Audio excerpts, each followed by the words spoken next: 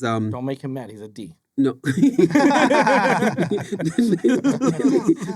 I'm that guy. I love pushing people's buttons. The good thing I don't speak English. I would have said shut up. Okay.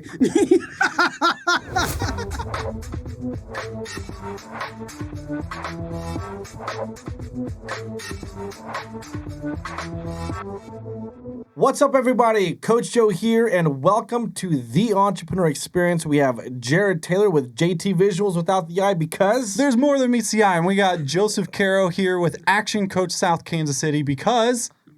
I don't know that part. But anyways, that was a good one. But I want to, well, first of all, extremely excited to not just host our friend, you're a really good friend, Isaac, but the business coach, sales coach, and just the awesome guy behind Dynamo Methods, Isaac Wambua. What's up, Isaac? How you doing? So great, man. Happy to be here. Yeah. Yeah. Happy we finally got you on here. Hey. It's like you've been chasing me, but I'm from Africa. I run fast, so it's hard to catch me. And he's short, so he runs fast. It looks really, really You fast. don't have to tell them I'm short. I'm only 5'4". I think they could see it on camera. I don't know. Someone told me the other day, you probably need to cut this out, but someone told me the other day. We're not cutting this out, guys. You're watching this. That Jesus was kind of like 5'1". So, he said if I was down there, those time, I would have been a giant. He was most likely Middle Eastern, so... Yeah, I don't know. Well, check this out. Yeah. One thing I did learn about the medieval times, which would be kind of right before but same time frame as Jesus, is that people were actually shorter. Yeah. Malnourishment, we didn't... I don't know. I mean, there was a lot of scientific data behind what I read. Yeah. But I heard people were shorter. Could be true. I don't know. Anyways, I just got one thing to say to you, Isaac. Just one? Karibu. Oh, asante. Yeah. Okay, I just missed that. But apparently that's your language. Karibu is welcome. It's Swahili for welcome. I always get confused for I hello. thought you said caribou. But Caribou is something you hunt and you eat. I know. and it's coffee. We didn't say karibu. We said karibu. Okay. You gotta say it. Sure. Don't said it. You don't didn't say it with an accent. You gotta say the right thing. Karibu. Yeah. Well, first of all, here's our icebreaker question before we get started, and I can kind of tell what what you prefer. But are you a tea guy or a coffee guy, and why? I am 80% a coffee guy. 80%. 80%. Tea, I get to drink green tea once in a while, and then some throat soothing tea once in a while when I'm about to speak, but mostly coffee. Yeah. Yeah. That was the first time I got an answer like that. 80% coffee, the rest tea. Like everybody's either or. We're not in an either-or But world. now I It's a can both kind and. of tell because when I get sick, I'll drink green tea with a bunch of lemon and honey. Yep. And when I do speak, I'll actually drink hot water just to open up. You do? Yeah. Yeah, I'll just drink hot water and some lemon in it. They Yeah. say that's actually not like the best. I don't know. Hot water? No, hot It's wa- like room temperature. No, hot water is good. I guess it's who are cold, they? Cold water is the one that's not good. Yeah, cold water is kind of not. constricts your throat. But also, a lot of people put lemon in their water. It's not good for your throat Oh, because it's acidic. It's Yeah. citric acid. well, I just learned something new, ladies and gentlemen. My speaking coach told me lemon is good for that. So it wasn't even a speaking coach. It was just somebody who did vocals and knew some stuff. So Mommy made me mash my M&Ms. That was always my warm-up for Oh, vocals. you from Coach Carroll? No, just from... Cheryl? No, not Yeah, Carol. just from doing music. Music, yeah. Yeah. Okay. Yeah. So you are a musician and a singer, and you lead worship at church. Yeah, occasionally now, but that's what I went to school for. Nice. You went to school for music? Yep. I didn't know that. Yeah. I knew that you used to sing, and then you decided they drove Yeah. you crazy. I don't know which church you Well, went to. But you wear a lot of hats. Then you went all the way back to the sound. Now he does sound. I think that's what you do for a time. I mean, at church most of the time. I do video at church. You do a video? Okay. Yep, live stream team. He Yeah. also gets dragged into worship when the ones that are supposed to show up don't show up. We should bring, we should bring you to our church to come and... Oh, I would love to. Yeah, definitely. Just come Is there and visit. dancing? Yeah, we do. Lots of dancing. So what style is it? Because if you go to church, you understand that there's different styles. Like you go, well, let's just be real. You go to all white church. That's if you want to leave on time, right? Well, not if you're Baptist. Or if you don't want to sweat too much. Unless it's like a very charismatic apostolic type, then you're gonna be there for 4 or 5 hours. I know that because that's how I grew up, right? Yeah. But what style is the church that you go to? If you could put it in context of style. Right. It's quite dynamic. It all depends. So our church, the church I go to, the minister is Presbyterian, a little bit modest, Conservative. mild, conservative in a way. And then we have a lot of people from Africa, so 85% Africans. And all these people came from different regions. So there were people that grew up Catholic, others Baptist, others some denominations you don't even find in the U.S. So there are people that are kind of high energy like me and others that are very mild. So we kind of have a very modest way of doing it, but it all depends with whoever is leading, especially the worship. Oh, yeah. So if I'm doing it, just expect tons of energy right there. Yeah. So you do worship too? Oh, yeah, I do. What do you do? Let me guess. Keyboard? Actually, he's a I'm drummer. a vocalist. Oh, You're a vocals. vocalist. Oh, that makes so much sense. Okay, so wait, hold on. I'm a lead singer, yeah. There's something very consistent here because I'm actually I play acoustic and I You lead, do? and I lead worship. I and I'm didn't also know a that. drummer. Yeah. I thought you were just a drummer. I didn't even know that. But I'll do the acoustic. And Okay. Now we need to do another show. Or we have our instruments? With just music, right? Okay. How about that? All right. Oh yeah, I can bring the guitar. I have a cajon. Oh, yeah. you do? The Kajan. Cajon. Yeah, I used to play that, growing up in Africa, but I fell in love with the vocals. So I lead worship, and I'm also a part of another group called Worshipers United. We put it together in 2017 with 3 other friends of mine, and we do a concert every single year. We just did one. Okay, why on the have we never been invited to that, No, bro? I'm gonna invite you. When is it, though? I didn't. Someone to say I didn't know whether you go to church or not. So if you're watching, we just found out that our friendship was actually a lot shallower than we thought. No, we just found out that we are way more deeper than we knew each other. Sure, we can look at it. No, half seriously. full, half empty. Oh yeah, definitely. We do a concert every single year. We just did one on the 7th of last month, and we have musicians from different churches, different denominations. So that's cool. So we do some African music, of course, English songs, Caribbean. I love that type of reggae. We had Latin song last year, and then we usually move from one church to another. So the last 2 years we did the concert at the Church of Resurrection in Olathe. Okay. And this coming year that's a Catholic church, right? No, it's a Methodist. Methodist. So the Tomatoes. the big Church of Resurrection down in Leewood, the big building right there. Oh, yeah. So they have 6 campuses. So we did in one of the campuses in Olathe. That's Oh, nice. wow. Yeah.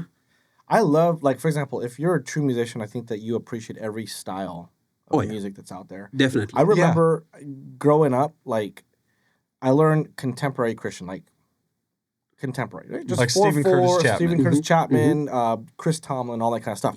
But then I go to a gospel church where I'm the lightest person in that church, right? And I love gospel music. It's first of all, it's in my opinion, the most complicated way to play, especially on an acoustic guitar. Everything's bar chords, Right. right? Oh, yeah. Because they're going to a flat, then they're transitioning up another half step, and it's like you can't just put a capo on it and play. Well, I forgot where so I learned contemporary, and the pastor, the worship pastor, looked at me when I applied, and it's like, if you don't stop playing like a white guy, you cannot play for our band. I'm like, Okay. And you're like, how does a white how guy do you do that? Show me how to not Jared play can like tell that. us how the white Yeah. dude plays. Well, it's funny. I just know, but but it's the like, funny thing about that was like, I never experienced racism until that comment. I'm like, yeah. It's interesting, and again, I appreciated it, appreciating all kinds of music and the way people see them. Yeah. And when you think about the power of words, how you put those words together, they bring out a certain kind of a meaning and perspective. So for that guy, which I don't think he did it, to offend you, but no, he was a great guy. Or he could come up with, don't stop playing like a white guy. So he has that either perception or an observation. Now, historically, most of the traditional white-dominated churches, they are kind of very modest, very mild, not too much energy. And I know this because actually, there's a guy who used to do sound for us. He was a part of the media team. And when I moved to this church, I like my mic hot, good to go, like really enough gain so I can hear it. That guy used to just kind of trim it for me. And then he was like, I can hear you, I'm like, no, I can't hear myself. right. So he was used to having just the drums especially, would just tone them down all the way to the lowest. And I'm like, we are Africans, we got to have the drum. Fundamentally, Okay? Fundamentally, I don't believe in the drums being low. That drives the music. It makes people feel Exactly. good. Yes. Like, Well, it brings they don't. the emotion of the music up and down. In general, I like in the sound engineering world, and I've run sound several times. It's like, dude, okay, now the online feed or wherever you're recording this is not getting anything just because you're hearing it in the room now. Right. So just because you hear it in the room acoustically doesn't mean it's coming through the system. Yes. And that's what is missed. Yeah. And a lot of people, especially if they haven't studied their stuff very well, they're just going by what they hear, like you said. They think everything is good. But again, you listen online, and even way before we did online. Oh, yeah. Because I remember, I moved to this church, the one I go to in 2015. And when you're used to being hands-on with stuff, then you can't help it. So I wasn't leading worship. I walked in, and they were doing very good music, and I could tell the lady who was leading, she was really trying, but we couldn't hear her. So I went to the sound booth, and I talked to this guy, and I know he looked at me, was like, "Who are you?" And I said, "Can we give the lead a little bit of more power in the microphone?" She's struggling, and she was like, "No, I can hear." And that guy did not change it. No, he did not. So at some point I talked to the person. I said, "Can you talk to that guy?" And we really struggled with him because according to him, music needs to be mild and people should not feel like, they have to work so hard. And I'm like, that's what brings the energy. And then also talking about the culture, and this is not cliche. In Africa, the main thing is a drum. They never used to have keyboards and stuff. So the drum was traditionally the mode of communication, even sending a message. So let's say across the river, you beat the drum a certain way, they know the message that you're giving. It's like a Morse code kind of. Kind of like a Morse code. So even when the modern music came, we kept the drum. And with an African, if there's no drum, there's no music. Even when you listen to most of the African music, drum is always high up there than the guitar. And it's coming back that way everywhere too. It's like it might be a different style drum. Yep. But it's like, dude, that drum is a core piece. If the music sounds off as far as sound, not how they're playing, but sound, then it's usually because of a drum mix. Yes. Drum, and then you throw the bass in there. Yeah, if you just mix the drums and bass good, that's... Well, the bass player, first of all, knows how to EQ their bass guitar. And then they stay in the pocket with the drum, and the drum drives the music. Oh, it's beautiful. So it is beautiful. How has this experience of you doing music, all the different cultures, and the singing in front of people, how has that played a role into what you do? Oh, a big Great role. question. Great question. Yeah, a very big role. So I do lots of speaking, professional speaking, and I do training and I do the coaching. So people get to ask me, and I think it's out of curiosity, especially those that are trying to get into speaking. And they go like, "How did you get into speaking?" And the long story is that I found myself from when I was young, accompanying my sisters going to church. So I got used to being on stage and being in front of people. But in terms of me learning how to speak, and yes, I've gone through professional training. I still have a mentor today. Really, the biggest piece was from church. And I tell people I learned how to speak from church. And it's a place that you wouldn't expect. And what I tell them is that I started out teaching Sunday school, the little kids. And it's a very safe place because, speaking is nerve-wracking for a lot of people. It's a safe place when you get in front of the kids. It doesn't matter what you say, so long as it's not offensive, they're going to clap for you. So they think it's also cute. the most honest It's more of how you say it, not what you say. Exactly, it's how you say it. And when I look back, I didn't have an intention of ever getting into speaking. That's not the reason I did it. It's because it was part of the thing I loved. But when I look back, starting from Sunday school and then leading the youth and just getting a microphone and give an announcement, then getting into music. So being on stage, that has played a big role for me. Now, coming to today, even when I'm so comfortable being on stage, going to church and leading worship plays a role even today. Now, it's true that if you don't use it, you lose it. And you kind of get rusted if you don't practice. I don't speak every single week, especially on a big stage. But being on stage almost every Sunday, it helps me with my vocals, of course, so that I can get a speaking gig today and I can speak tomorrow and I don't have to strain my vocals because I'm used to it. But also there's a psychological factor. And this comes from what I know.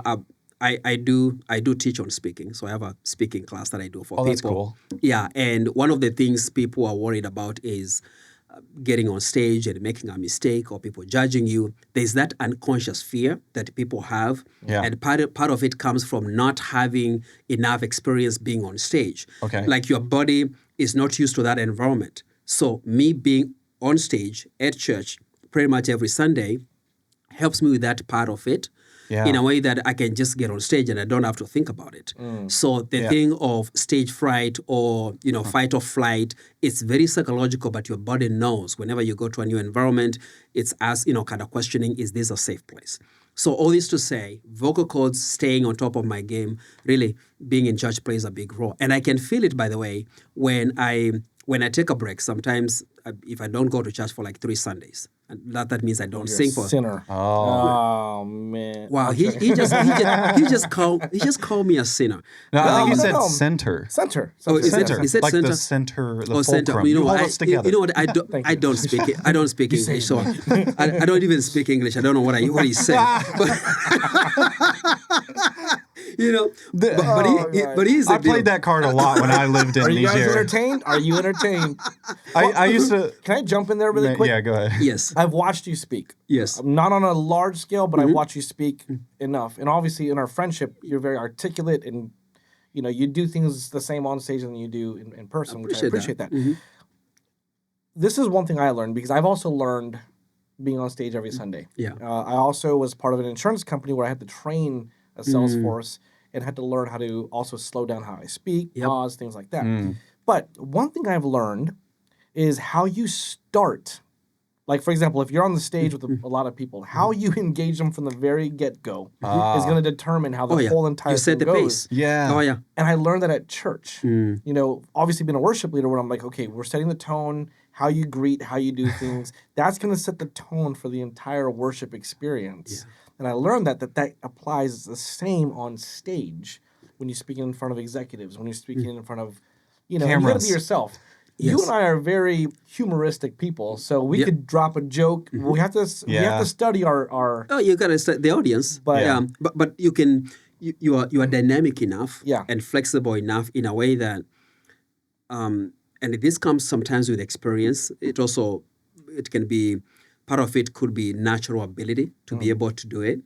When you do it long enough, you can walk into a room and read people very quickly, and you can recall some stories, some jokes, or even make a joke based on observation, right? Yeah. Right. So I'll give you an example right now, and this is not something I thought about. You got this fancy beard. I don't know what the story is behind that, right? See, did you see what he did? He just touched. He goes, he touches his beard. He has fancy facial hair right there. And look at that. I can't do that. No, he's doing that. I can only do that. Well, you can do it. I can do it, but you got a picture. just There's nothing there. So Well, it's funny. He's coming right into this. I was like, I don't know if you're talking to me, but I need to get it cleaned up. Is what I was thinking. No, you're fine. It's fancy. You don't need to. But the point is, we can have a conversation about your beard, and it's gonna make sense so long as there's a point you're making. Oh, I gotcha. So, like Joe said, almost everything, any conversation you're having, whether it's one-on-one or being on stage at church or any other place, the way you start sets the tone. Now, you just want to make sure, of course, you prepare. You prepare for before you go, but also be prepared for anything that might come up. Yeah. Because sometimes Gotcha. you get on stage and you realize the microphone is not working, so all the scripts that you had kind of get thrown through the window. Right. Or I experience this, like if there's multiple gatherings or services or whatever, that the second one reacts differently than what the first one did. Yes. Like one they laugh like crazy, and then the second one's like just the crickets. Yeah. Exactly. I It's did like, multiple wait, what? services. The first one was all raising their hands. The second one was like, what's wrong with And you're these like, people? yes, and you might think you are the problem. And again, and we just concluded a speaking class that we just did. Now, part of the training is stage dynamics. Okay. On how to recover from anything that comes up, including people not responding to your message as you expected. So how do you pivot? How do you basically not blame yourself, but at the same time take responsibility for being on stage? Because you're on stage, people are expecting something. So it's just one of those where I remember a specific... and Joe and I are very comfortable on stage in a sense that if I just spoke to a group of people, and one of that group was really dynamic, and the other group looks kind of tired, I'm not going to continue with the speaking. I'll be like, okay, first off, I don't know, do you live in the same neighborhoods? I mean, I'll try to pull them out and say, the other group was really energetic, so do I need to tone it down, or do I need to come to your level or go up? What do you want us to do? Yeah. And when you It's engage like a them, shock factor. it's a shock factor. Or you can tell them, I'm a very high energy person, okay? Am I going to stress anyone out, Yeah. okay? And it's just one of those, because when anything that you see and you point out, it kind of loses its power, or you give it some wings to fly. It doesn't, it can go either way. So people might be, according to them, they're just being normal. They're there, looking at you. They're listening to you, and they think they're doing so well because they're supposed to pay attention to what you're saying. Right. As a speaker, you are expecting some engagement. It's like if you say good morning, and Good morning. and people go like, good morning. You hear the tone of voice. And, Exactly. well, I knew this like when I'm speaking, and I learned this in worship too. Why it's important for worship leaders not to always keep their eyes closed. Oh, yeah. You got to watch. You have to. You have to watch and understand. And this is controversial because some people think, Yeah. oh, you got to let the Spirit lead. Well, yeah, but you're also in charge of kind of bringing that in. And so watching your audience, I've applied that to speaking on stage, and watching the reactions kind of helped me to understand, okay, do I go this way? Do I go this way? And if you follow your gut, for the most part, You'll be amazed. fine. That is a true thing. I actually learned about that in worship school. Yeah. And it was like, you want to have your eyes open. There wasn't like some formula or anything, but when you have your eyes closed too, it's a little disengaging. It is disengaging. And if it's too long, sometimes at points. And you can kind of lie to yourself that everything is all good. No. It's good at that. It's in church, and people are expected to be nice, but they're not always nice. Yeah. Sometimes, let's say you have a song and it's going on and on and on and on, and you in your head, oh, we are so much into it, It's you so and your awesome. band, and Yeah. then you And realize nobody else. and you realize it's just you and your band and no Yeah. one else. So you either need to cut that song and introduce a different one, or just end the whole thing. Yeah. Mitigate the damage, right? So when you have your eyes closed, and something that I've learned, if you have your eyes closed the whole time, then it's bad, because now, yes, these are Christians, and these are people that initially they were rooting for you and they want you to succeed. Yeah. But now when you keep them there, uncomfortable, especially if you ask them to stand, and now they're going to start resenting you. Yeah. In Jesus' name.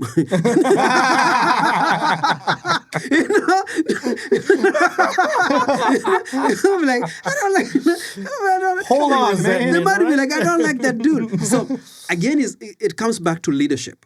That's why you are called the worship leader. A Yeah. leader doesn't close their eyes all the time. You got to be watching on what's happening. But again, it's a different dynamic. But So yes, we're gonna talk about the same thing, but I do know that one of your specialties is management coaching. yes, And we're talking about all these things, and all of a sudden my head's like, oh shoot, this is like that same stuff that we've learned during worship, you can apply to everything. So oh yeah, being a manager, you're almost like a leader, a worship leader of your organization. How do we take those things and start applying it to making sure that you raise effective managers, or if you are a manager, that you can effectively lead your team to get the results that you want? yeah. And when you think about being a manager, let's just call them leaders. First off is to know that you are responsible for the success of the team, to give them direction and clear directions in that sense, be able to communicate very well, be available, be visible, be able to lead them even when things are tough.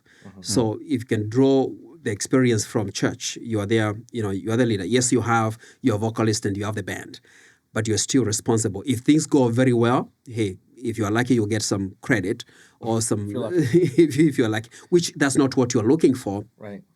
But most of the times when things don't work out very well, and sometimes only the leader can tell and the people behind you that this thing is not working. And church folks, however nice they are, they have the habit of just folding their hands and looking at you. Yeah. And now you have a choice to either ignore that or continue with the same thing and cause pain to your vocalist behind you and the band and the people in front of you. So when you look at that, you need to manage your emotions. So emotional intelligence comes in. You gotta manage your emotions very well, and not just to get through the session, but also to manage it, to make it better. And people can tell, even when you're not that good, they can tell when you're trying to make it better. The same thing with public speaking. It happens, you get on stage, you hit all your points, and then you bomb. Okay, you're not connecting with people. They can tell when you're doing the best that you can to make it better. But when it's all about you, worship leader, you have a list of songs and you're like, I gotta go through all these songs. Public speaker, you have your slides. You gotta use your slides, which nobody can read, and you keep on insisting that you gotta do that. So Or pixely photos. it's a whole different subjects. Hey, that was a jab. Jab, right. Oh my God.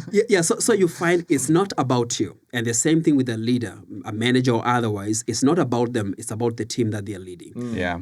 One of the things we share when we are doing training is that when you become a leader, one of the things you lose is the right to be right. The right to be right all the time. And the right to get attention, especially when things are not working. You almost have to, once in a while, to carry people on your back to cross them over to the other side. Then you put them down and tell them you gotta walk now. So when things are stressful, you have to keep on leading. And you can learn that from church and basically any environment where you are dealing with the people. Because however much they say they care about you, they don't. They care about themselves. And you as the leader, That they is expect a you true to fact for carry everything. them. Yeah. I feel like if you're an entrepreneur, if you're a leader, if you're in management, if you're in anything where people look up to you, you're a landlord, right? All that kind of stuff. I coach my clients through this all the time. Hey, your team doesn't care about you. At the end of the day, obviously, if you can lead to influence in a certain way, they're going to care about the results. They're going to care to a certain point about you. But at the end of the day, they're there to do what they're supposed to do. And then they go back home and they're getting, it's what's in it for me, basically. So if we can get our mindset off of this is about me, because it's not. It's not. Nobody cares, right? Dang it. I'm just kidding. No. Well, I remember starting my entrepreneurial journey at 15, and I think I failed my first 8 businesses partly because I felt like it was all about me. And so it led me to make some very, very bad decisions in some cases that lost all my money, or, I didn't manage, somebody's investment well or something like that, because it was about what I wanted. And I remember thinking, I'm this awesome sales guy. Well, I look back now, I was a very pressury sales guy. Like they bought from me because they felt really bad. They wanted to get rid of you. Exactly. Yeah, let's buy from this dude so he doesn't keep on showing up. Yeah. Now, it worked at that time. And again, one of the best gifts you can give yourself is looking back and reflecting on the journey that you've been on and appreciating the lessons that you've learned. Now, there's a tendency, whether it's in business or otherwise, of people looking back and feeling a little icky about, what they have done in the past, and they keep on revisiting that. But I believe you shouldn't live with any regrets. Whatever you did selling in that pressure mode, that's all you knew. Maybe you went through some training, or you just had this fire in your belly, or you had to make money. It's a real thing. It was all three. And you did, you did all that. When you make a decision based on the information you have at the moment, and this is what I have, and you evaluate, and that's the best decision you can make. You need to live without regrets. It doesn't matter whether anyone else out there thinks it was a horrible decision. First off, now this is the radical side of me. Okay, that's like, if you were to tell me this was a horrible decision. Oh, there's a more radical side of you? Oh. Enlighten me. Again, I don't speak English, so I don't know what radical means. But here's the thing: it's an attitude thing that I've developed, and this is just me. That if someone has to remind me every single day that whatever decision I made was horrible, they can say it once, I'm okay with that. I've learned my lessons. But if they have to say it every single day, I'm going to push back. And then I'm going to question, which standard are you using? If this is good and this is really bad, okay, who set up that standard? So you're trying to gauge me based on your standard. According to my standard, that was a good decision that time when I was 15 or when I was 20. Right. Now at 32, I'm like, that was not a good decision. That means I've learned, I have more experience and more information and more knowledge. Right.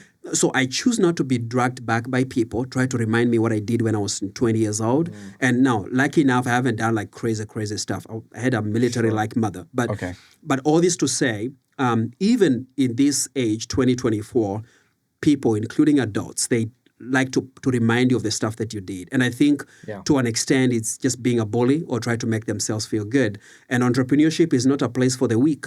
You're going to make horrible decisions. I mean, well, something that entrepreneurs have to learn how to make is fast decisions. Exactly. In most cases, it's the fast decisions that's the right decision, even if it turns out to not be the logically best. And because we always know, as entrepreneurs, we're professional solution finders. So if we make a fast decision, I'd rather do that and then fix it as I go than to stop everything because I'm afraid to make a decision.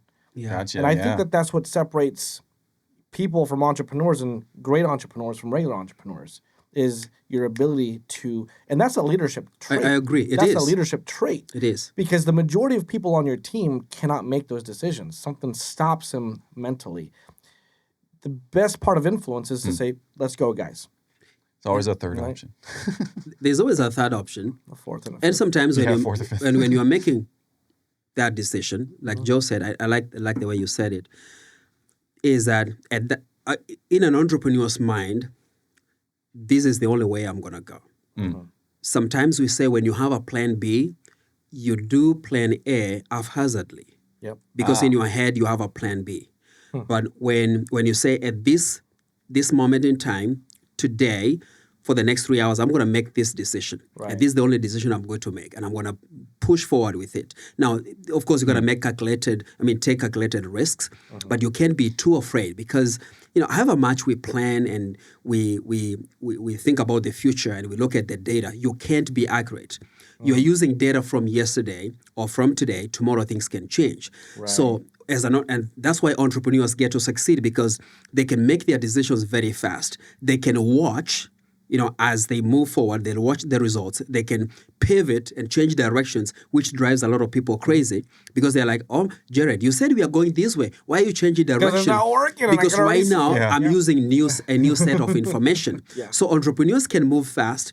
Most of the people out there, they look at you and they label you as careless or without direction and go like, I'm exactly like that.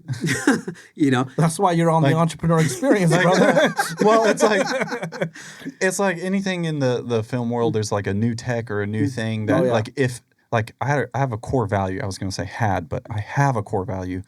Efficiency is worth it.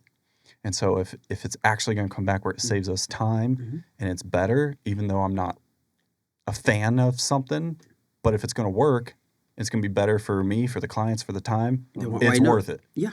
It's worth trying it. It's always worth it. Yeah. So. Yeah. But I know how you feel. Are you familiar with DISC?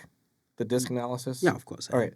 So I have... Of course he is. He's I figured if... Well, he told me... hold on. I figured if I didn't know about it, I wouldn't be invited. So I kind of studied that. Well, he doesn't speak English, apparently, so I just had to make sure he knew what I was talking Is about. DISC an English word?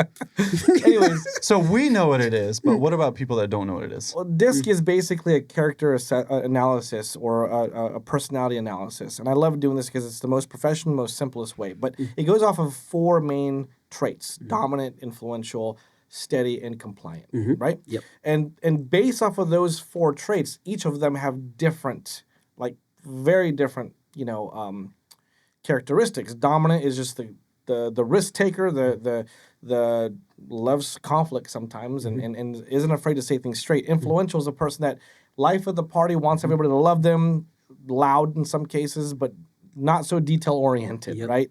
Steady, this one is a bit, it's a mixture a little bit of compliant and influential, but these are people that are calm, steady, they get work done, they like to work in group settings. However, they don't like change at all. And C is compliant. These people are not personable. Put them in the room, give them projects, they'll get it done as long as there's a to-do list of how to do it, right? But everybody's a healthy mix of all 4. And there's 2 styles. There's natural and adaptive. So that's just like the summary, the Cliff Note version of it. Well, I have one of my assistants is a high C, and I'm a high I and a high D. I forgot where I was going with this, honestly. So I'm going to pretend like I knew exactly what I was trying to say. I asked you, did you know what disc if you was, right? forget what you're saying, you say the last You got thing. us somewhere. You gave us really a So summary I'm of. going to pivot from here. A summary of disc. You were asking him about if he knew No, what I asked disc him was. if he knew his disc is, and then he started joking. See, two I's together. We start. No, hold on. This is what happens. You guys when are two D's, people- aren't you? No, Oh, we're no. both IDs. No, This ID. is exactly what happens. I'm 98% I. I have done. So am I. What? Here you go. Yeah. Guys, I took the test and forgot what my result Probably was. an I. But I know like You- the adaptive I- part I would think- make I- sense for I think- dominant I think, adaptive. I think Jared, sub. you have quite a bit of an S in you. You do. Yeah. What's the S again? S is the steady people that. But I love change. No. They love people. That's the only part. No. Yeah. I love change. So you likely have an I and S there, but the S is they love people. They don't like conflicts. They really care about people and good administrators. They follow through. You might have a C in there, but Joe and I. Wait, C or S?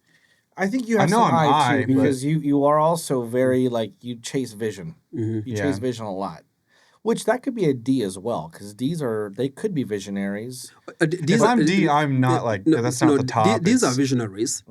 They move fast, very very fast. Extremely. Not very Well, impatient. They are Is likely the turtle fast or is the rabbit fast?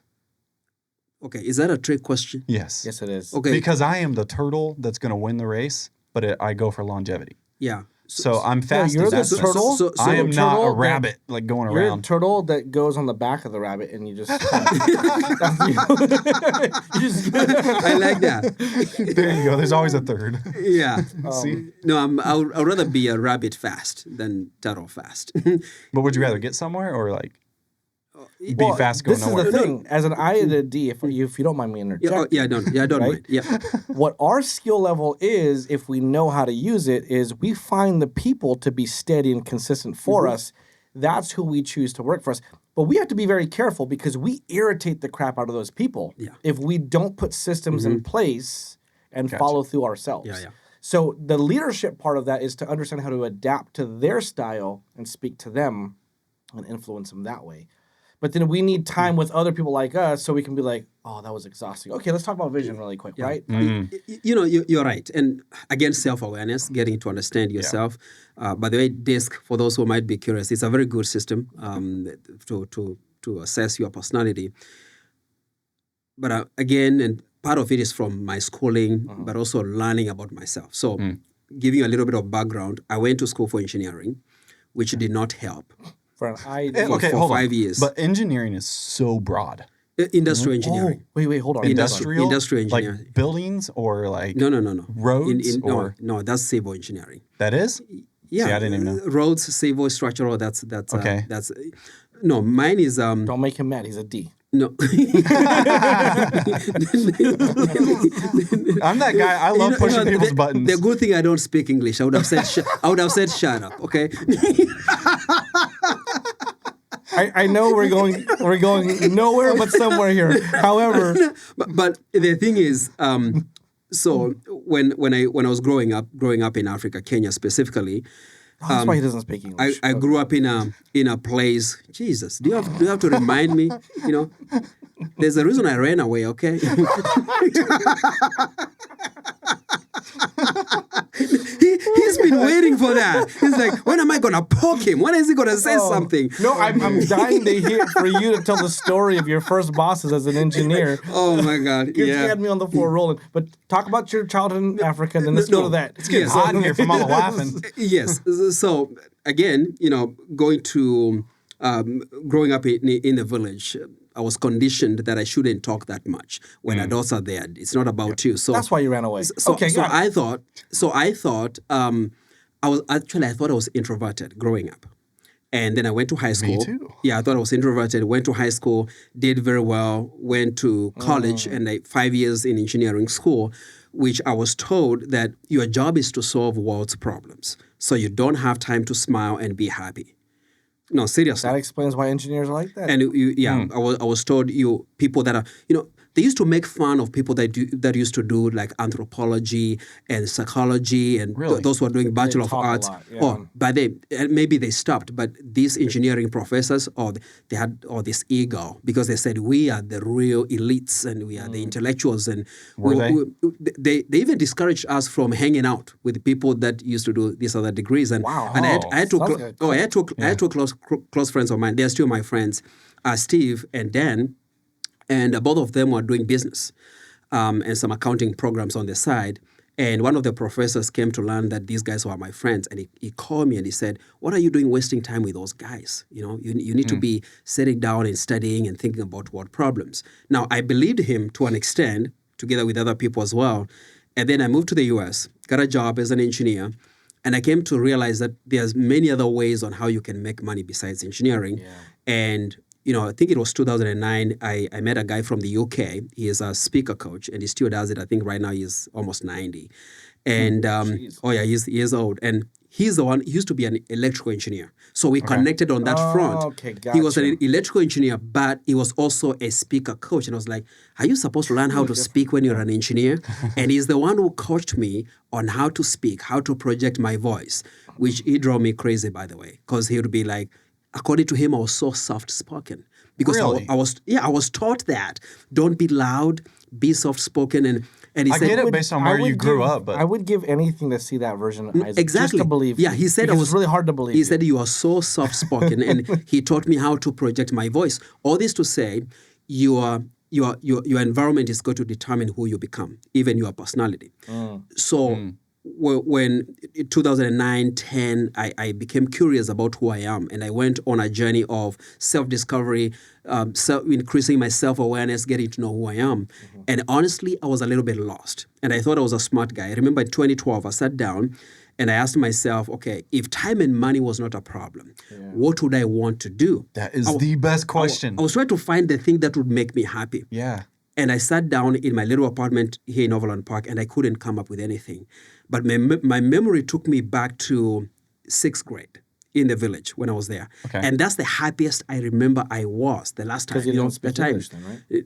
Jesus, what's up with you with the English? Yeah, it was his joke, and now you robbed it. No. Hey, it's an amazing joke. But actually, he's trying to poke this. Now, there's a 6th grade, by the way, was significant because that was the first time I met a teacher who was willing to teach me how to speak English in 6th grade. Okay, there's a story about that. So that joke wasn't bad after all. We but the pulled point something out. is, We pulled some facts yeah, out with it. he's scaring me. I think he knows too much about me. But in 6th grade, my memory took me back to 6th grade. And I remember that time I used to sit down, with other kids, and they'll be around me, and I'll read stories for them. It was kind of like my new skill and a little superpower because I could read and very well English as one of the kind of well-read kids, and I could speak very well. So I used to read stories for them, and then I would interpret, and then put all these animations and sounds and stuff. And that's the happiest I remember I had ever been. Gotcha. So all I wrote down, figuring out what is it I want to do, was I want to do something to do with people. That's all I could come up with. Right. But again, through a journey of self-discovery, up to today has been, I know myself so well. I know my personality. I know my strengths. I know my capabilities. I know my areas of weakness, and I know what I like. And that makes it easy, even when I'm doing prospecting or talking to people. Who do I want to work with? When I'm trying to connect with people, because I'm in the business of collecting friends too. Who do I want to be around? I think it makes it easy because in the world that we are in today, there are so many people who don't know who they are. And they are hungry for that. If you go to Google right now and you type, who am I? You're going to get probably a lot of searches there. People are trying to discover themselves. People pay to try to discover themselves. They do. That's why I think coaching has become an industry that's been booming the last decade. Oh, yeah. Right? Because as a coach, you're not a consultant. You're really good at asking questions to draw something out of them. And historically, in the last 2 decades, we started seeing a lot of people get results out of coaching, right? I think the only challenge now is there's a coach for everything, and sometimes people are very underqualified. However, that's a whole different point. There are a lot of coaches, but we don't have a lot of highly efficient, qualified coaches. Yeah. Those who can deliver results. So it will never be, and like any other industry, you do videography and social media and helping people with their marketing, there's always going to be a lot of marketing people around you.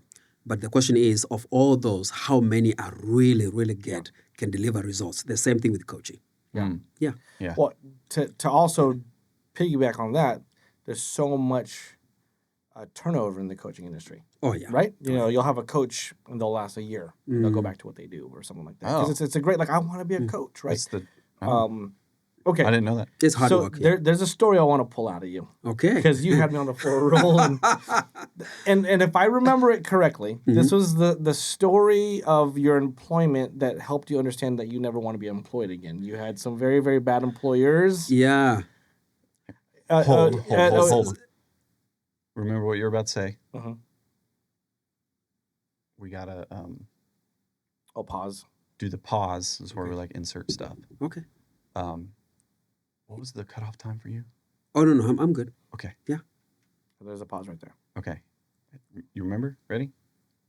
So there's a story of your employment that I really want you to share with our audience. However, parental advisory is suggested, right?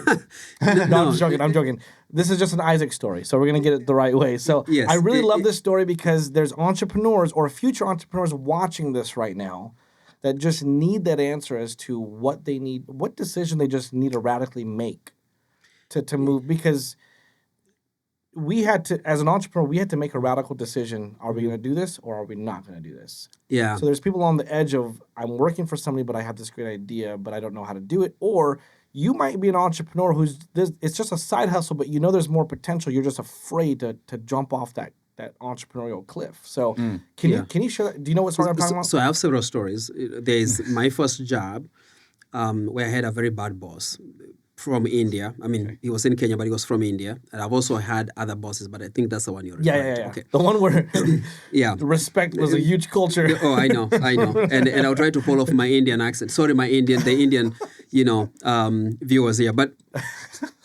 it's, I can do your accent, just so you know. I'll claim the black side of India. So we're going to get real here. But here's the thing. Again, when you're growing up and you're going through whichever journey that you're on, you never know where it's going to take you. And I know I touched a little bit on my upbringing. So, raised by a single mother, 4 brothers, 2 sisters. My dad left when I was 9. So my mother took care of us just by herself. She had never been to school. She didn't know how to read or write. So she had to work in people's farms. At a very early age, we were working in people's farms. And that was part of it. So no food, no clothes, really lots of struggle. So one of my goals growing up in the village was to find a way to get out. You see, in the U.S., people go like, okay, grow up in the projects and grew up in the inner city. Go like, first off, Jesus, there was electricity there. And you're talking about I grew up in a house without plumbing. You had a house. We didn't have that. And I'm not, downplaying their poverty, but I grew up in a place where we didn't have electricity, no clean water, no so you're food. tired of your current state. Yes, exactly. And you had a vision for a future state. I really wanted to get out. I just didn't know how to get out. Okay. And then when I was in 5th grade, my mother sat me down and said, when you look around, there are people that have money. And in this case, it wasn't like a lot of money. People that were teachers and a few police officers here and there, but they were living a decent life. And she said, I've heard people say that education is the key to success. And, she said, you are really good with books. You're good at school. Your teachers tell me, but I don't know how to read or write. So I believe them, but you play too much. And she said, if you can stick in school and do so well, you might be the person who's going to go to high school, go to college, get a job, and come back and save us from this environment. Now, I was in 5th grade. That was heavy for a 5th grade. No pressure. Right?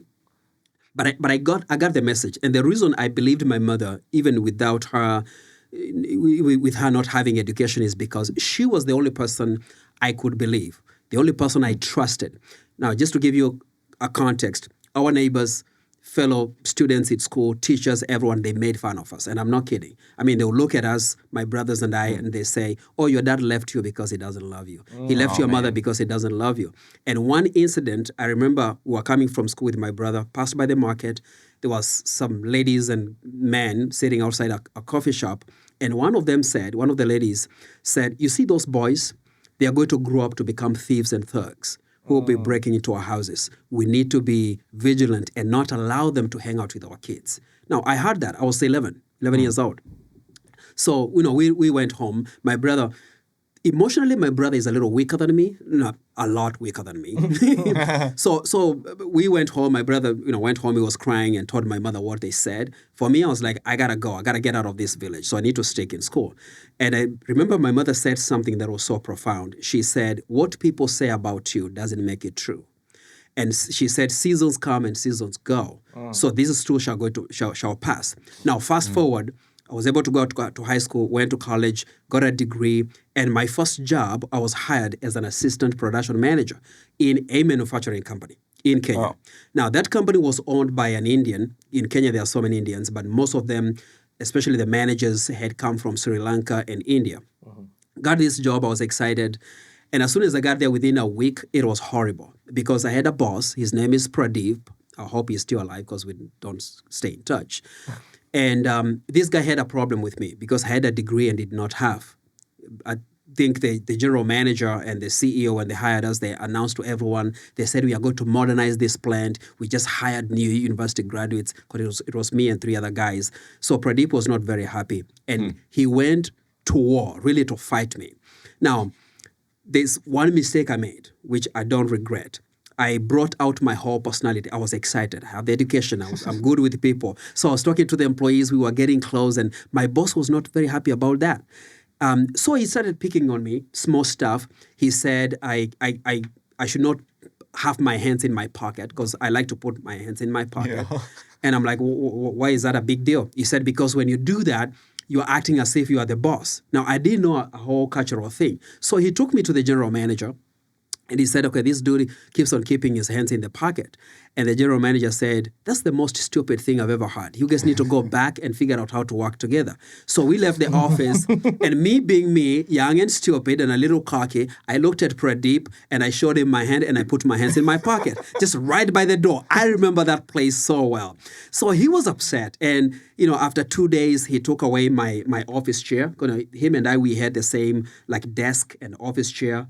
Actually, inside the production floor, so we could see the production. And he had a problem with us having the same furniture, the chair and the desk, because I came to learn where he came from in India. If you are someone's boss, they should treat you like their king. Like I was supposed to bow to him because he was my boss. Whatever he told me, I was supposed to do it. I should have less stuff. If he has a nice desk and a nice office chair, I'm supposed to have something worse than that. But that was his culture, but he was in Kenya? Yeah. So he didn't consider where he was?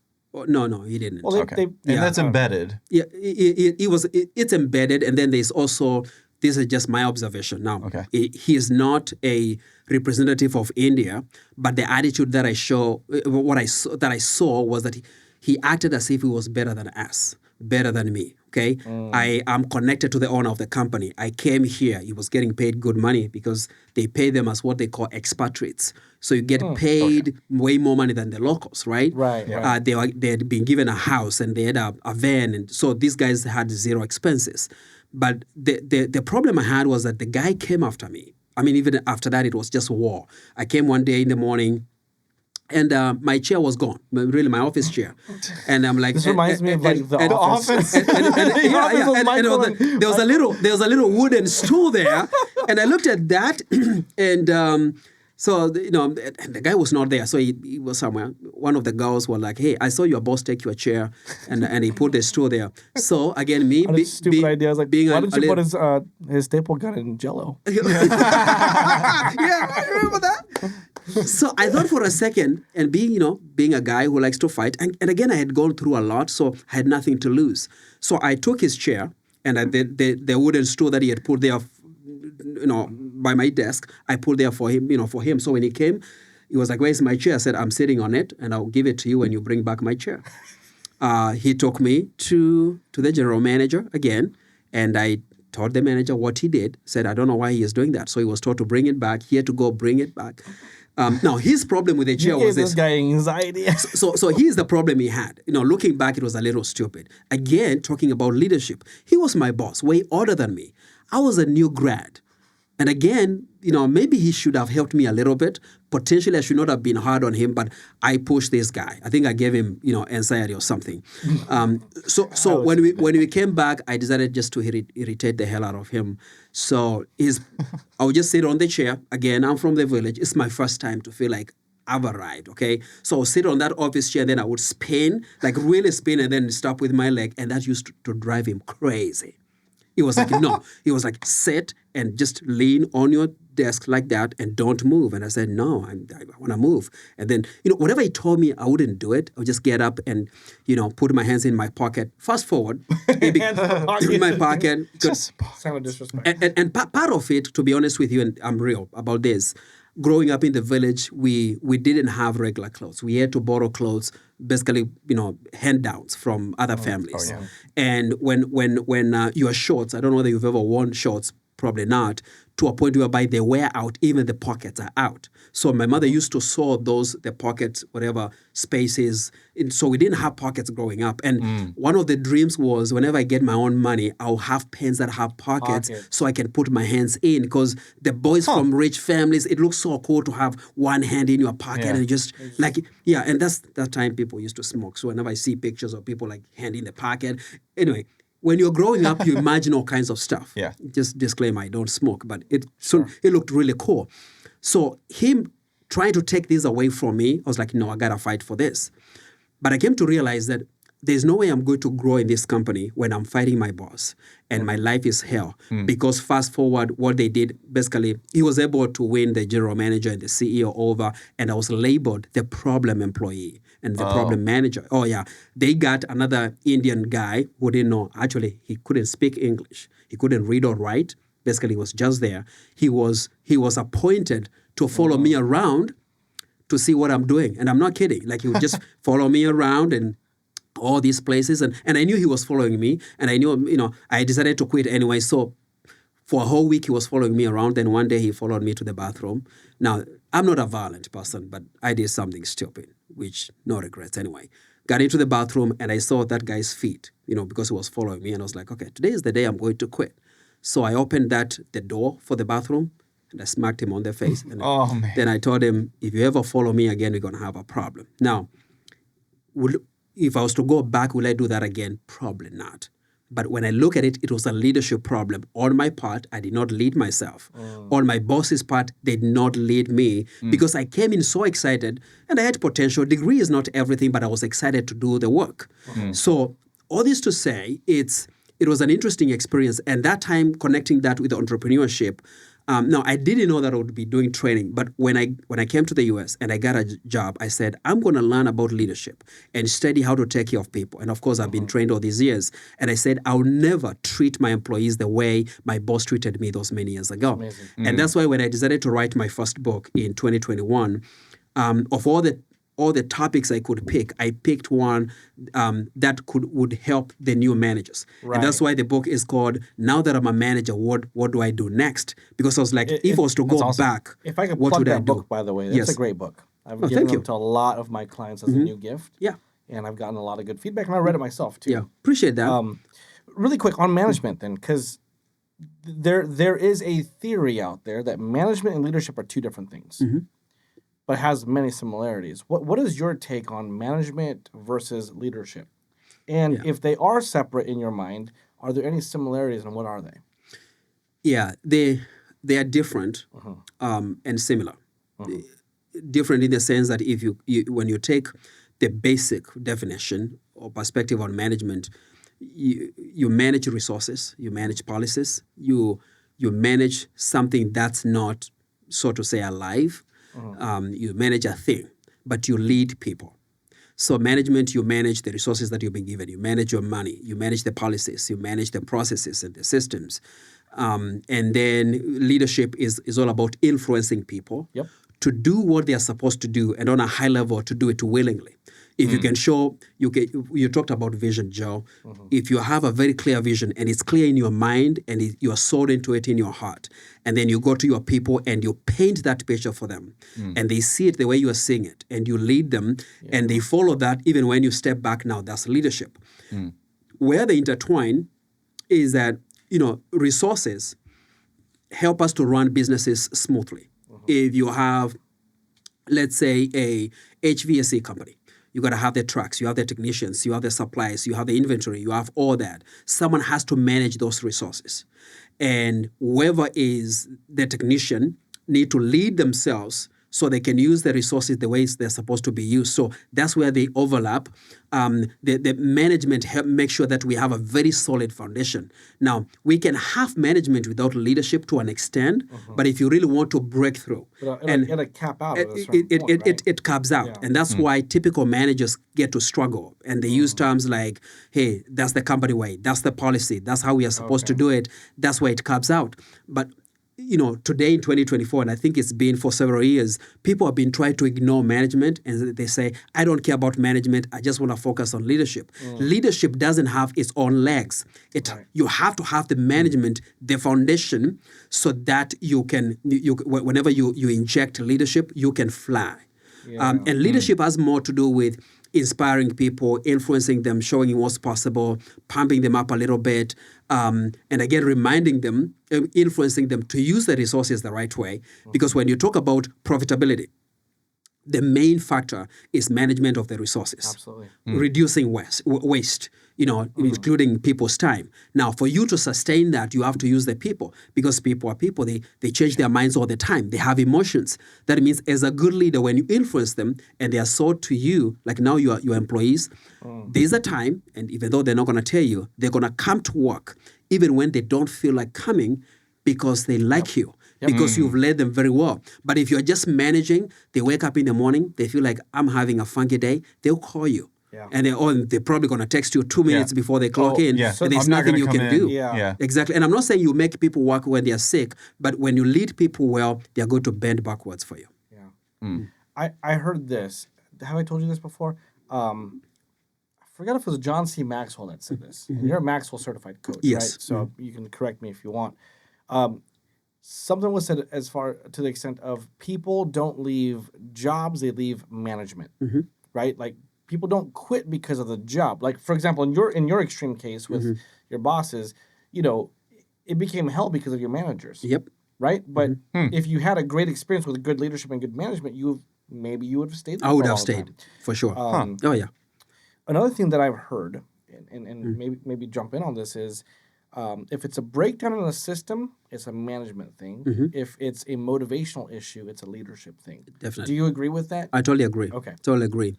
Yeah, it's again, it can be overwhelming when you try to separate the two. I don't know why people feel they have to separate the two. Yeah. You just need to understand what you're supposed to do. Now, some of us, we've been lucky enough to have started out from the bottom, where we know the operations. We know how things work. And then you hire a team, and now you train them. You know what they're supposed to do. So even when you get to the leadership level where you just want to inspire them, provide the resources, motivate them, if things go south or at least something happens, you can always go back and guide them and train them in the way it's supposed to be done, which means you need to slow down for them. And when you get down there, you're not going there as just a high-level leader. You're going there to help them understand what's supposed to be done. Maybe step in a position, answer some phone calls, and do some jobs here and there, and then so you can step back to your leadership position when that time comes. So there's no point of separating them, and you always know when you need to jump in and actually do the work. Yeah. I like that. I really like that. Man, that's really good stuff. So you have your book. Is that on Amazon? Yes, I have 2 of them. You got 2 books. See, no, I thought we were friends. Well, hey, hold on. Put it on you. He doesn't speak English. Oh, yeah. Also, I have a book, and you didn't know about it. So, boom. You do have, or is it published, No, I or don't is have it a in book. your Sorry, head? guys. It's an idea. But I do have a song on iTunes. Yeah, I have 2 books. The first one came out in 2022. It's called Now That I'm a Manager, What Do I Do Next? That's It's cool. on Amazon. The second one came out this year, 2024. It's called Take the Leap, Mastering the Transition from Employee to Manager. And the third one, actually, is coming out in 3 months. Come on, man. And I think Joe, you're gonna finally like one of my books. No more manager stuff. He please. just I said he know. liked one. No, it's not gonna be a management Okay, good. book. I'm a high I. I can't do management. No, I yeah, I know. No, this one is on self-confidence. Oh, nice. That's part of it. The concept is all about owning your space. How can you walk into a room and own the space, not arrogantly, but fit in? You did tell me about that. Yeah, What's Tell me it about called? the book. That's Yeah, the book. about the book. So it's going to be moving from doubt to dominance. How can you stop doubting yourself and dominate your space, not people? Dominate the space and be able to Right. walk in. If you decide to become an entrepreneur, those who are in corporate America, how can you step out and walk into a room? In this case, the entrepreneur space, as if you belong, because you do. If you're planning on, asking for a promotion, how can you walk in and ask confidently without being rude, because you have self-awareness, you know yourself. So those That are the would stuff. probably even help with sales in general. Yeah, that's what I'm thinking. How to close deals. 'Cause have you ever been offered something by somebody and then you're just sitting back like, when are you going to ask for the deal, dude? Exactly. When are you gonna ask for it? They keep on selling. And they're What just are you like, asking? so do you? I'm like, you keep going. I'm not going to answer. Or until you ask me they for go the like, deal. what do you think? I'm like, why do you want to know what I think? Just ask for the sell. It's interesting because earlier today, you saw me in the training room earlier today. One of my clients who were talking, and he has done very well for himself. And he's one of those people, by the way, high energy, high performing leader, in a way that, according to him, he knows how to figure things out, and then he gets bored. So he is growing very fast. He is outgrowing his company, basically. And so what I shared with him is that whatever you decide to do, you need to do it as if it's already done. Step into that space and you do it. Yeah. And what I shared with him is that, which is biblical, by the way, Matthew 7:7, and you don't have to be a Christian, but it's a great principle. It says, ask and you shall receive. Yeah. And I think it was written for me, basically Africans, who don't speak English, because it emphasizes the second part of it. It says, for whoever asks, receives. What do you think is the reason why they had to repeat that? They said, ask and you shall receive. For whoever asks, receives. Whoever knocks on the door gets open for them. So I think it was meant for me. You know what's awesome, though? Yeah. We actually read that on this podcast. You What? remember that? You did. You did. Yeah, 'cause- It's a powerful principle. Yeah. Well, exactly what it is. I mean, it was actually said by Jesus. Again, you don't have to be a Christian, but it's a historical thing. However, the principles is, it's the same thing that says the squeaky wheel gets the oil, right? Yeah. If you just ask. Now, there's probably context to that. Be careful what you ask for, right? Yep. Because I feel like what you're saying and the whole concept of owning the space and all that kind of stuff, in the secular world, it's called the law of attraction, kind of, right? Like there's all that stuff where, you exert certain, confidence and things like that, and you're not afraid to ask. Eventually, you're going to get the answer that you want. Yep. Eventually. And that's why you have to be careful what you ask for, because you don't always want to know the answer. You have to know. If you're confident about what you want, like for example, I've told my wife this over and over and over again.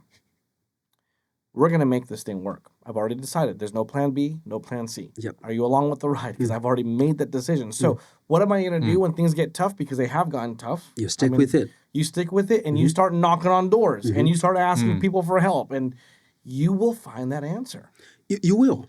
It's amazing how, and again, you talked about the law of attraction, whether you believe in it or not.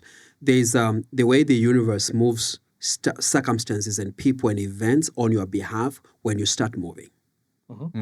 It happens, especially when you're moving with conviction. Now, I'm not talking about the naive, stupid, non-informed way of moving, but it's knowing, Jared, I have this business. And I know it's my calling, it's my passion, it's a vision that I have. It doesn't look as if I'm going to succeed, but I'm going to make it work. I'm going to ask for help, which is important. Ask for help. I'm going to study. I'm going to talk to people. I'm going to keep on asking. Yeah. So whenever you do that, basically you build that momentum. The world has a way of setting it up for you. And you see things start falling in place. And that's when people say, oh, finally I got a breakthrough. And then they stop doing the things that they were doing. They stop moving. And they get different results. And now they get different results. So the key thing, you got to keep on moving. And I know we can talk about all these analogies. We say a bike that's moving, bicycle that's moving, it's easier to ride when it's moving than when you are standing right there. Yeah. So you got to keep going. However painful it is, you are scared, you are worried, you have anxiety. People are judging you because you just got into business. you're short and black. I had to say that, okay? Short and Filipino, tall and white. No, I didn't play basketball, but did you? No. He also did a dance too. If you didn't I gotta tell you this. Okay, so the point is, you gotta keep moving, but I gotta tell you this. The other day, I was talking to a friend of mine. She is part of our Worshipers United, the worship group, and I told her, man, I just got back to the gym. She was like, you don't need to work out. I said, no, I wanna work out. And she's like, why? And I said, Yeah, you gotta work out. Yeah, I know. And I said, Jesus, yeah, he just called me fat. Can you believe that? I already know, Jesus. You don't have to remind He was me. calling you skinny. Well, Jesus told you that too. Now listen, what I keep saying, Jesus told you that. And you can't blame it on being short. Will Joe derail Isaac? Can he recover? Yeah, that's the question. But the point He'll be back, don't worry. is what I told her. I said, it was a joke, but I was serious. I was like, man, it's bad enough to be short, 5'4", people literally look down on you.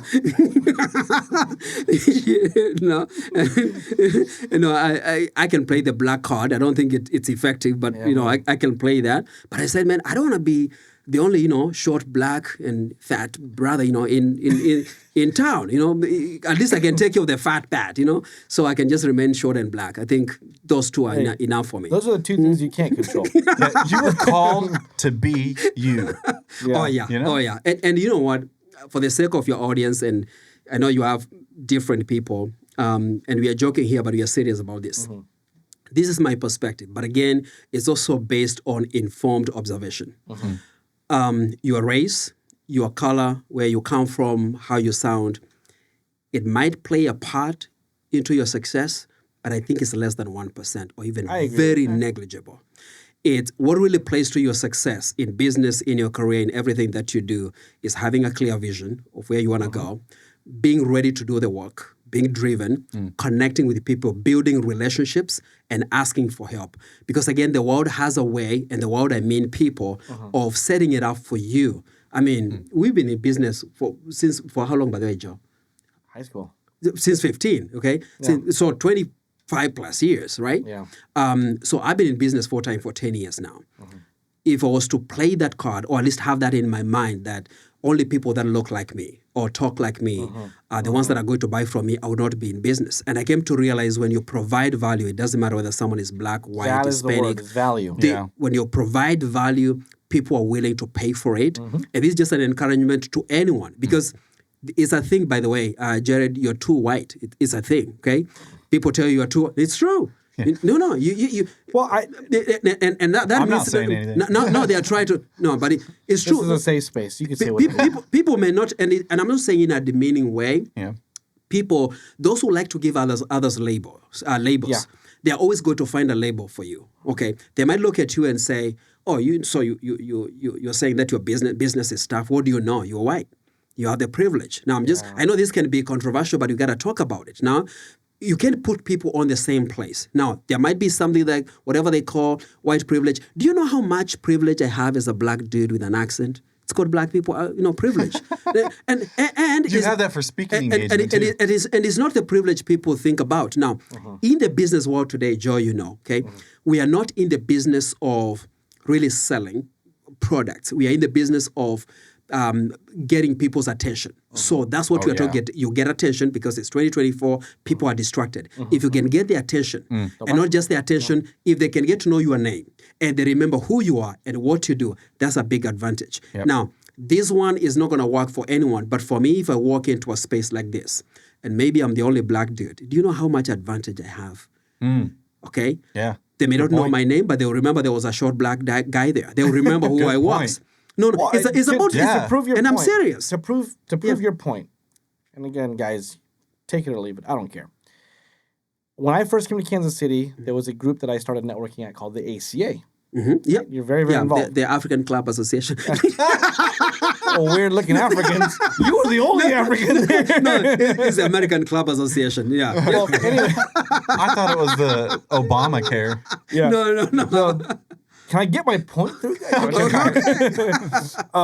No. But you walked in and you handled that room. So what you're talking about in your book, you did that. And again, short black dude. I was like, well, in a room full of white people, I thought I was the darkest one there.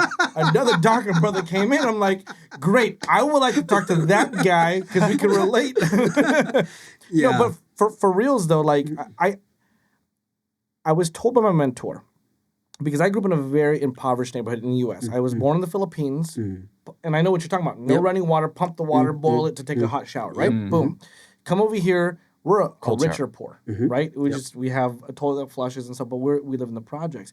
However, I remember how many times people told me you're never going to make it because of your skin color and your situation. That was actually talked to me a lot at school, and it was never spoken directly, but it was implied. Yeah. Right? It was implied, and I remember thinking, well, how the heck am I going to do it? Let me figure out a way to do it. Like I was wanting to say, I don't want that as my norm. I have dreams. I've been poor my whole life, and I want to be able to walk into a Costco, because I always heard of Costco, never can go in. And I said, I want to be able to go in there and buy whatever I want, because summers were the worst. We couldn't get school food. Wow. So we starved, by the way, right? Like summers were the worst. Thankfully, my grandma was very rich in France and would occasionally bring us over to live with them for about a month, and we saw a whole nother life. I praise God for that. But I am proof that, you know what, the playing field is rich for anybody who wants it. I agree. Number one, vision is key. Number two, find value that people will buy. If you could provide value, people will buy it. I have a client who I know is racist, but still buys my value. Yeah. You know why? Because I help bring value to his business. And if I was able to help influence a change in his mindset, I'm thankful for that. Yeah. But you know what? A racist person is still paying for my value because I brought value. You know, I like that. And from purely human perspective, which I believe all of us need to be human. So let's say someone is racist by whichever standard that we are saying. Sometimes we jump in and say, I can't be around that person. Or I don't want that person to be my client. You don't know their story.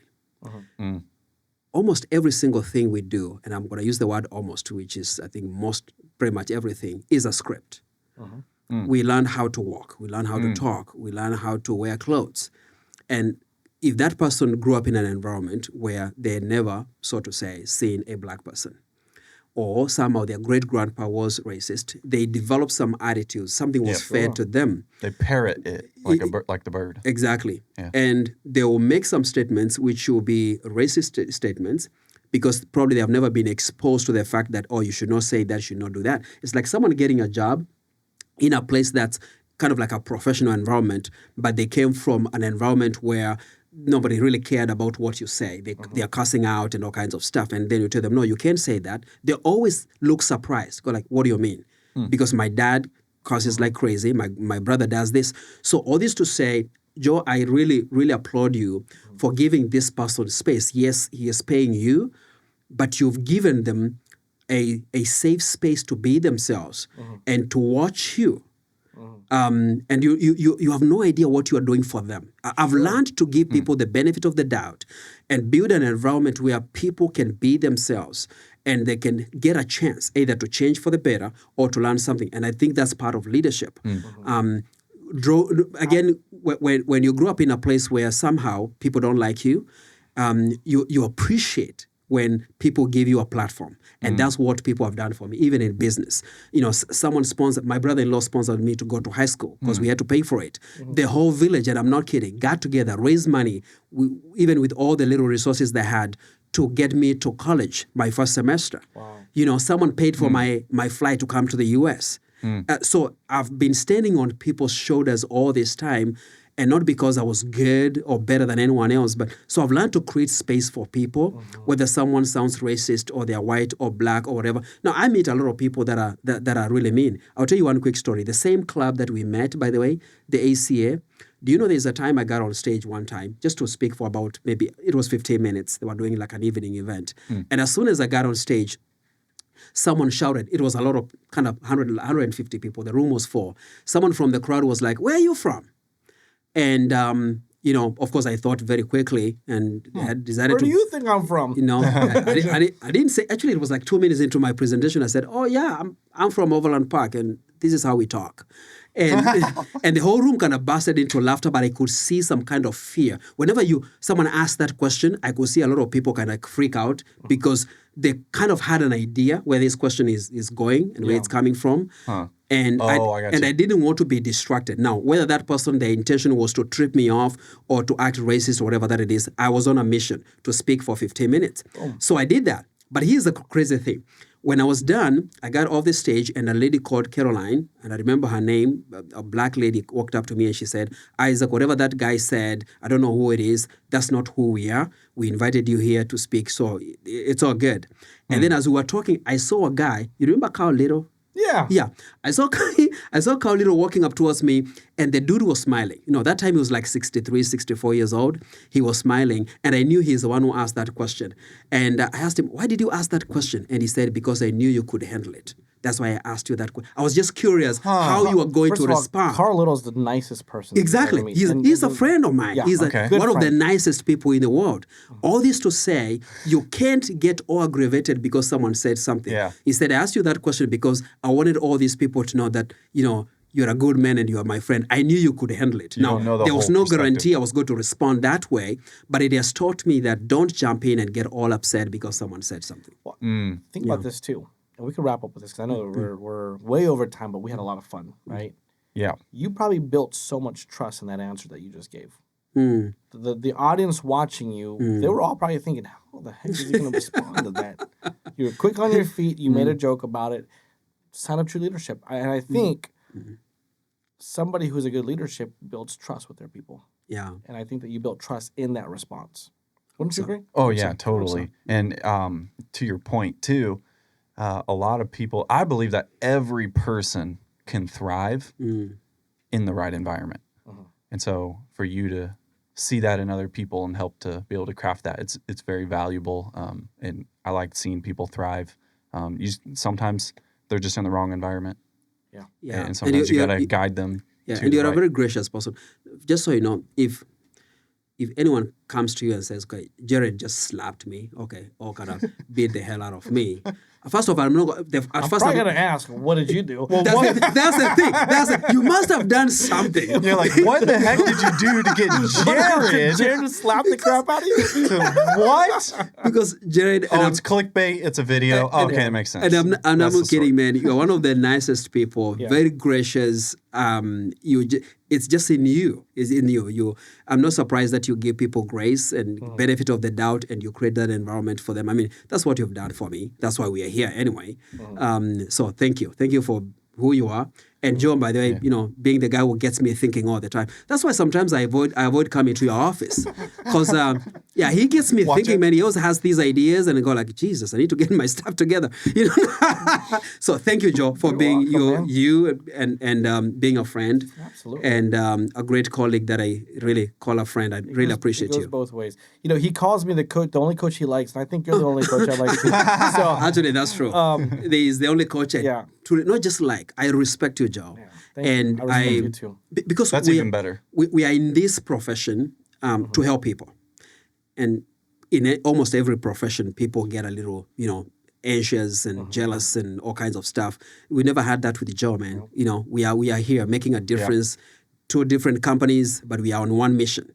To make a difference in businesses and helping people to grow and go to the next level. There's plenty of I know our slogan, make American businesses great again. Yeah. Wait. Oh, shoot, sorry. Yeah, let's wait until the elections are over. You might get sued for infringement. We're going to release this after the election. Actually, it might be. Man. Yeah. It might be. Yeah. After the elections are coming in a month, all right? Yeah, so this could be released after that. Okay. Well, we'll see whatever. We'll see Isaac, what happens. Really quick, we're going to close this out. How can people get in contact with you, and how can they buy your phenomenal books? Whether you're in management or the book that's going to come out about owning your space with confidence, like how can they buy your stuff? We'll put the book in any links. We'll put it in the notes. Yeah, sure. The best way, of course, you're going to find the books in Amazon. It'll make you the most money. Amazon are buying it from me directly, right? Yes. So to get a hold of me, social media, especially LinkedIn, is the best way. Okay. If you search for Isaac, Isaac Wambua. And then you look for this, blackface. You always see me. I look the He has same a way. really good photo. And Photoshopped, or right? if you want to check out our company, dynamomethods.com. Dynamomethods.com. Dynamo. Just check it out. And hope, wishing you all the best for those that are watching in your business, in your life. And, you got to do very well. Yeah. Final question here. Yes, Is Isaac truly your real name? it is my name. Is it your first, or is Your it birth like name. Actually, What he's trying to get how at. do you, or how, like, is Isaac, do people call you Isaac in English over in Kenya? No, or they what was don't. it? So Isaac is the name that was given by a minister who was our neighbor when I was born. And I like to say that my mother and my dad, they didn't think about a name for me. So when I was born, they're like, what do we call You're it? special to us, though. Yeah, I know. I know. just want you to know. That's why I ran away.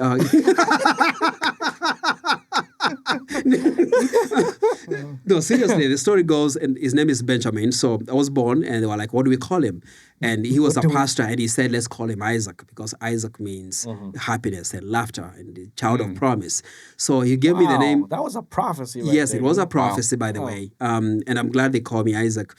So, but again, since they down in the village, they couldn't pronounce the name Isaac. They call me Isaka. That's in my tribal language is Isaka. But so that's my name. It's just Isaac, and then my last name. I have a middle name that I gave myself. Story for another day when I was in high school, because they demanded I have to have 3 names. So I made up a name, middle name, so I can. Yeah, but my the name that I was given when I was born is Isaac. Awesome. Amazing. Yes. Well, so glad to really come to this office space. Of course, no. And then see you walk by and then chat. And like, that's how it all started for It's me. been I fun. remember saying when we were developing our friendship, you were in an office down the street. And I was like, it would be so awesome for Isaac to come here. But then I took a step back. I was like, but we would get nothing done. I remember that. Yes. Nothing done. Yeah. I remember your office was on the other side when we were looking it here. was. It was. But it's been good. We get been stuff amazing. done. I know. We really do. Yeah. Because Yes. You got to close the doors. For real. But look, you're an entrepreneur, whether you're thinking about starting or you're in the middle of getting started, or you're a rugged veteran like some of us up here, right? I hope you found inspiration in that story. Isaac, we really appreciate the fact that you just graced us with that. And there's a lot more, so you'll definitely be back on this. We'll be back. Just a side note, we should probably make him one of the permanent hosts. But anyways, I didn't hear that. you didn't hear. Oh, you'll hear it in the recording now. Just if you watch this or you're watching a small clip, just know that there's hope out there for you. Yeah. Create a solid vision, a solid why, get a plan of action together, and just take action. And then take action. Make Definitely. this your in all be all. Don't have a plan B, right? Or if you're a manager, just be good to your people. Exactly. Right. And aspire to move higher, make more money, take care of your family, but beyond that, make a difference. Amen. Yeah. Nice. So Fantastic. remember, everybody, to keep on keeping on. Stay strong. Stay strong. Come on, you need one. You need a closer. A closer. What's your I don't speak line? English. That's your closer. Hey, my closer is, you know what? You are stronger than you think. So keep moving. Okay, cool. Keep moving. Yeah. Thank keep you, moving. Isaac. Keep moving. This was good. Wow, you guys are. You combine both of ours. That's why we don't tell you.